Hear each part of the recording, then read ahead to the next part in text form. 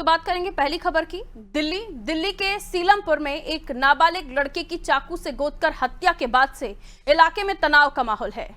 मृतक की पहचान 17 साल के कुणाल के रूप में हुई है।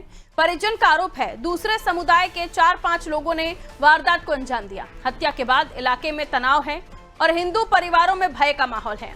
हालात को बिगड़ने से रोकने के लिए चप्पे चप्पे पर सुरक्षा बल के जवान भी तैनात कर दिए गए हैं।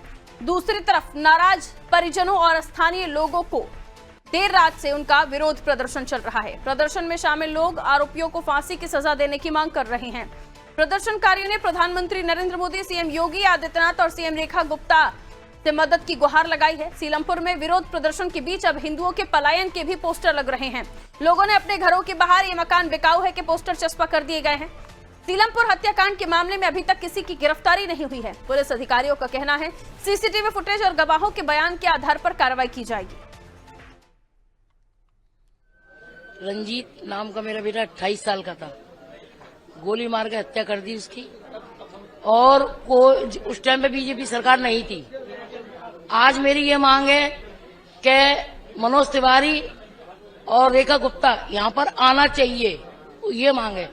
और उनका इनकाउंटर होना चाहिए और जिसका बेटा मरा है उनको मुआवजा मिलना चाहिए। हुई थी कार्रवाई, उन्होंने ही अपने गवाही बनाए और पुलिस ने ही गवाही तोड़वा दी। वो बाहर आ गए। उसके बाद आपने वापस से कोशिश नहीं की?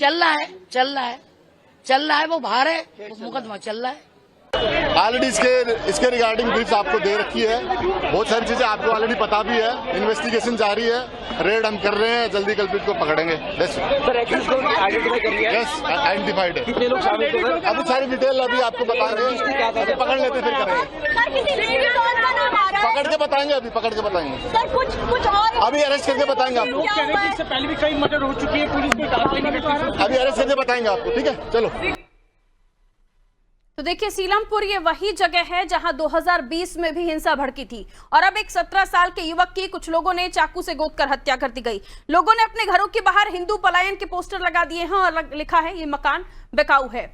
इस तरह की घटना दिल्ली से सामने आना कानून व्यवस्था पर भी सवाल उठाता है और इस तरह के माहौल को लेकर लोगों के बीच में चिंता भी होना जायज है। आइए इस घटना को और भी समझने की हम कोशिश करते हैं, क्योंकि अब इस पर राजनीति भी होने लगी है। हमारे सहयोगी दिल्ली से विनोद हमारे साथ जुड़ रहे हैं, उनसे हम और भी जानकारी लेने की कोशिश करेंगे। विनोद, सीलमपुर जहां पहले भी 2020 में इस तरह की हिंसा भड़की थी, लेकिन अब यह बताया जा रहा है यहां एक 17 साल के बच्चे की, एक युवक की जो कि नाबालिग है, उसकी चाकू से गोदकर हत्या कर दी गई है। 4-5 लोग हैं लेकिन पुलिस के हाथ खाली हैं। आतिशी कहती है इस तरह की घटनाएं कानून व्यवस्था पर सवाल है। रेखा गुप्ता जी कहती हैं कि आरोपी जल्द पकड़े जाएंगे। इस तरह की घटनाएं ऐसे एरिया से निकल कर आ रही हैं। अगर इस तरह के संवेदनशील एरिया हैं, क्षेत्र हैं, तो वहां पर पुलिस की तैनाती होनी चाहिए, कानून व्यवस्था और चाक चौबंद होनी चाहिए। किस तरह का माहौल है अब सीलमपुर में, विनोद? देखा जाए तो यहाँ पे कल रात को जब घटना हुई उसके बाद से तनाव का माहौल बन गया था। मगर अगर बात की जाए तो इस पूर्वी दिल्ली का ये पहला मामला नहीं है। मात्र 2 महीने 10 से ज्यादा ऐसी हत्याएं कर दी गई है और जहाँ तक हत्यारे जो है इन नाबालिग को बताया जाता है, कहीं गोली मार दी तो चाकू से हमले लेते हैं।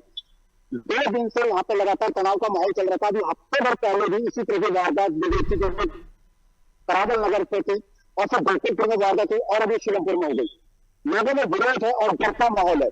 ये कोई गलत भी नहीं है कि वहां पे ये जो 4-5 आरोपी बताए जा रहे हैं विशेष समुदाय के हैं, क्योंकि विशेष समुदाय क्षेत्र है और पुलिस भी से पल्ला झाड़ती ही नजर आ रही है। अगर अकेला ये सीलमपुर की बात नहीं करते, मैं सीलमपुर हो गया, करावल नगर हो गया, बैतूलपुर हो गया या भजनपुर हो गया, इन क्षेत्रों में इस तरह की वारदातें होना कोई बड़ी बात नहीं है और लोगों के बीच में दहशत का माहौल ये कर भी है। बिल्कुल। क्या ये पता चल पा रहा है कि इस घटना को जो 4-5 लोग जिनके बारे में बताया जा रहा है, क्यों उन्होंने इस घटना को अंजाम दिया? क्या इनके बीच में विवाद हुआ होगा?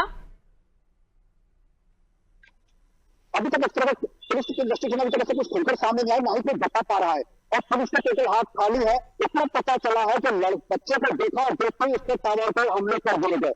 अभी तक खुलकर कुछ सामने नहीं आ पा रहा है। ठीक है, बहुत शुक्रिया विनोद जानकारी देने के लिए। तो देखिए यहाँ हिंदू परिवारों ने पलायन के पोस्टर चस्पा कर दिए हैं अपने घरों के बाहर और बताया जा रहा है कि 17 साल का ये युवक था जिसे 4-5 लोगों ने चाकू से गोदकर मार दिया। इसके बाद से तनावपूर्ण स्थिति बनी हुई है सीलमपुर में। इससे पहले 2020 में यहाँ पर घटना हुई थी जो सभी को याद है। और इसी के साथ ये भी बताया जा रहा है कि संवेदनशील इलाका है जहां कानून व्यवस्था और भी ज्यादा चाक चौबंद होनी चाहिए, जिसको लेकर अब राजनीति भी शुरू हो गई है। इधर आतिशी कानून व्यवस्था पर सवाल उठा रही हैं, तो वहां रेखा गुप्ता जो कि सीएम है दिल्ली की, वो आरोपियों की जल्द गिरफ्तारी की बात कह रही हैं।